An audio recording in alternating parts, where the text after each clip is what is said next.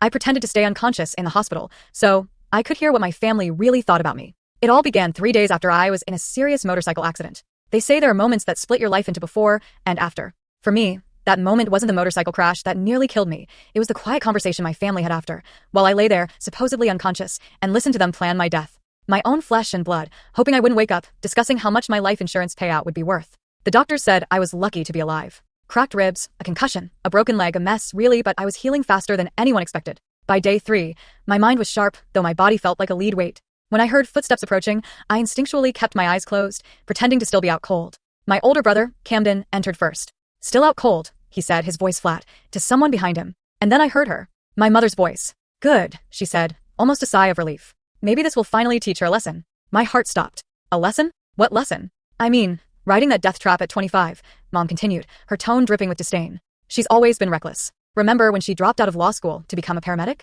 Camden corrected her, but not out of loyalty. Which, let's be honest, was probably smart. She never had the brains for law anyway. I lay there, perfectly still, as my family dissected my life choices like I was already in the grave. The worst part? The money, Mom sighed. "Do you know how much this hospital stay is costing? And she has that bare-bones insurance from her ambulance job." Then Camden's voice dropped, hushed, almost conspiratorial. "We could always just," Mom hissed, cutting him off. "Don't even say it. I'm just saying," he continued. "If she doesn't wake up, the life insurance would." Mom's voice was sharp. "Someone might hear you." My blood turned to ice. They were discussing my life insurance, while I was lying right there. "Look, all I'm saying is maybe this is a sign," Camden pressed on. "She's never fit in with this family anyway. Always playing hero. Always making us look bad with her blue-collar job." Mom's voice, dripping with disgust, chimed in. "Remember when she brought that homeless man to Christmas dinner? Or when she testified against Uncle Richard at his trial?" Camden added, "Uncle Richard. The family's secret we weren't supposed to talk about.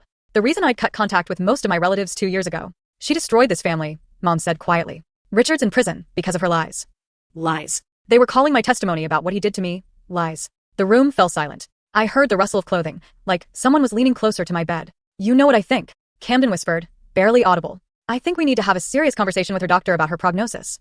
A chill snaked down my spine. "What kind of conversation?" Mom's voice was barely a breath. "The kind where we discuss quality of life. Brain injuries can be unpredictable. Sometimes it's more merciful to let someone go."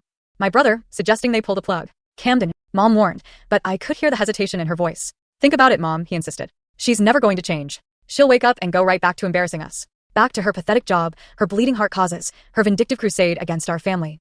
She cost us everything," Mom said, her voice growing stronger now. "The country club membership, the charity board positions. Full story on the channel. Link below. Click now and watch what happened next."